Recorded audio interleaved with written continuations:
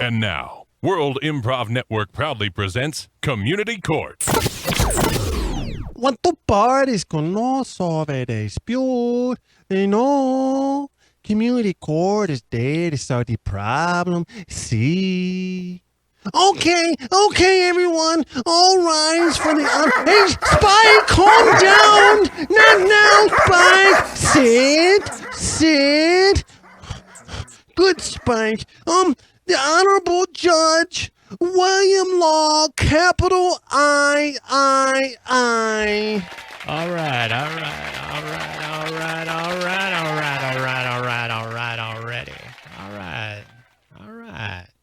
I like how I say all right. Yeah, Judge, so cool. Yeah, all right.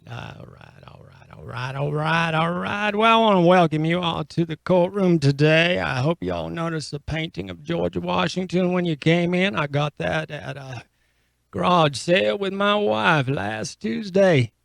He's so pretty, Judge. Yeah, George is an inspiration to the whole world and these great United States of America, where I reside on this bench. Amen, George. Ladies and gentlemen, got a cheese ball caught in my throat from my omelet this morning. Excuse me. All right. Let's get on with these proceedings. I've got a full docket today. Well, right here in front of me, I have plaintiff Stinson Buttercup, who was on a... Well, I'll be. This is my first case that I've judge-shipped over. All right, Mr. Buttercup, you were on the show Wilderness Forever as a contestant, I presume. Yes, I see that here. You were a contestant on Wilderness Forever. Please, sir, tell me what exactly happened on the show. Thanks.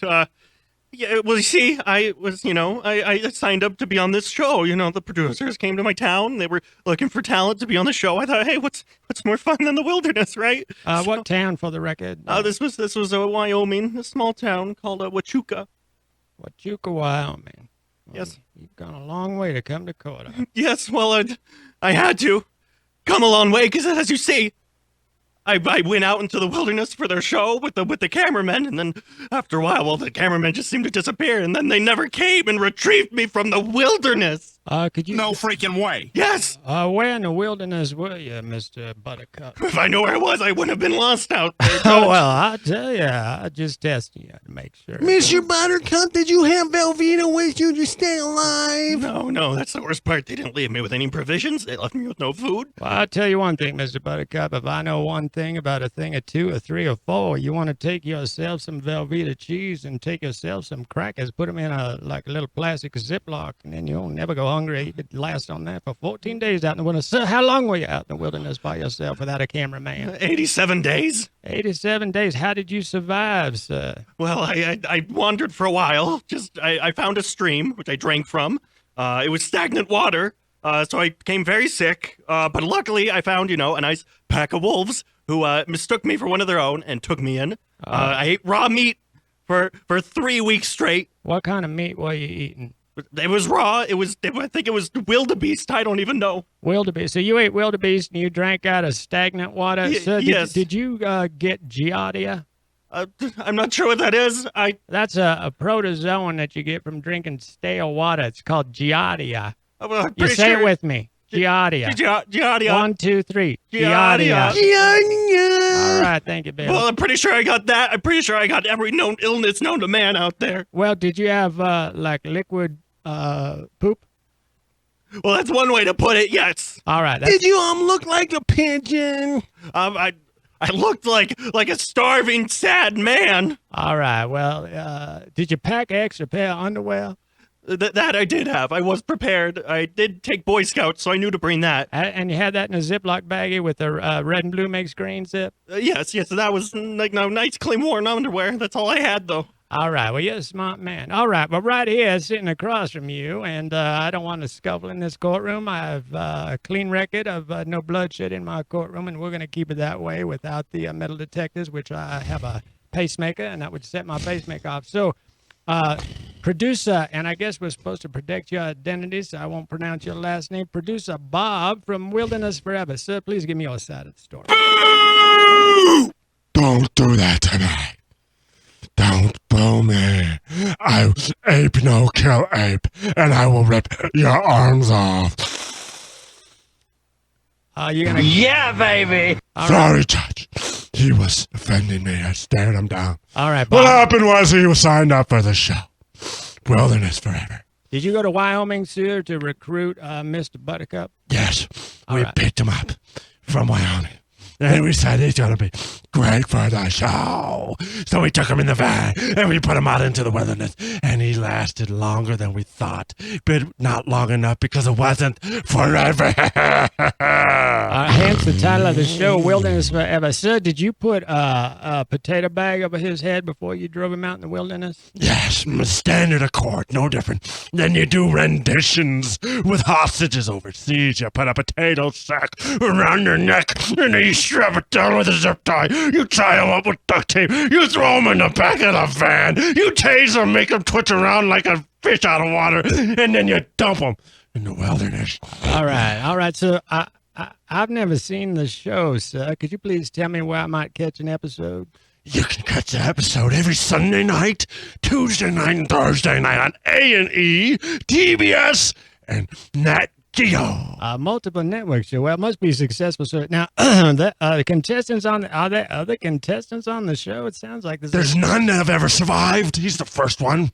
That's why it's Wilderness Forever. Right. You're there till you die, and then we give you a free burial, all right. and your family gets to nice. All right, Producer Bob, I need to interrupt you for a second. I need to get a picture of your show. So there is one contestant per episode. Is that what you're telling me? Yes, one per episode, and the show goes until the episode ends with no surviving contestant. All right. So is it the premise of the show that the contestant dies? Well, he's just in the wilderness forever, whatever that means to you, Judge. So whatever happens, happens. Ain't no kill ape. What you're saying is whatever happens, happens. Happens. Well, my gosh, that sounds like an awfully violent show. So, do you give your contestants anything to take with them to eat or survive? What kind of tools are they provided? We give them a rock and flint set.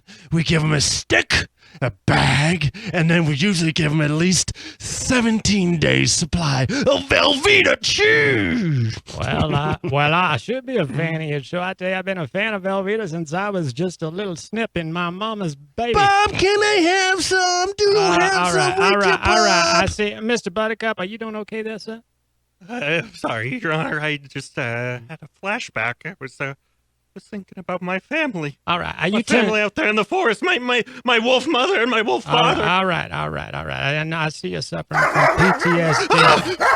Get him, Spike! Get him, Order, Spike. Spike, okay, order. no, I'm Spike. sorry if my dog, he will not attack you. I'm losing sight in my right eye. He's just here for me. Okay. So, Mr. Stenson, I didn't know if you weren't okay because I noticed when you turned sideways, it was hard to see you. How much do you weigh right now? You look awfully thin. I think I bought him out at 12 pounds. 12 pounds. Wow, you're all vocal cords. No aren't freaking you? way. You look, Marvin the Martian. All right. Well, I see here in front of me that you're suing for $12 million, sir, and I see that's going to probably get you enough food to fatten yourself up a little bit. 12 pounds is quite unhealthy. That's the goal. I'd like to be a heavyweight champion someday. All right.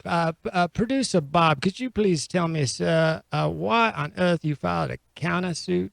Because he survived. He wasn't supposed to survive. They only go to the wild and they never come back. Is that in your release? I mean, how does your release read? It reads exactly that. We take you to the wilderness forever. And then you go to the afterlife if you're lucky. But we bury your soul with your family back at your home of Wyoming. All right. of the devil. Yes, ape. No kill ape. Wow. I thought I was Ape no kill. channeling my grandmother. That was it. All right. I'm looking at the copy of your release here. I see the small print is so small I can barely read it. Too And I font. doubt if I can read it with my readers on that Mr. Buttercup probably didn't have a chance to read it either. So, Producer Bob, you have got 10 seconds to tell me why I should rule in your favor, sir. Because he lived. He's supposed to die like all the contestants. And that's why we are on 3 channels, 3 nights a week, because we have a great show. Yeah, ape no kill. Yeah, baby. All right. Well, give me a second here. I'm going to make a ruling in this case. Mr. Stinson Buttercup, I am so sorry that you're so light right now, weighing only 12 pounds. I am going to make two rulings in this case. I am going to grant you your $12 million so you can fatten yourself up. Producer great. Bob, I'm going to send you to anger management. And, sir, your shows will be removed off the air from this point forward. And that's my judgment. Yes. Hey, bachelors, bachelorettes, and everyone in between. Want to take a shot at love? Send the questions you would want to ask on a date to the Win Matchmakers during the break and see if you can help make the perfect match. Next on Mile High Sports Radio.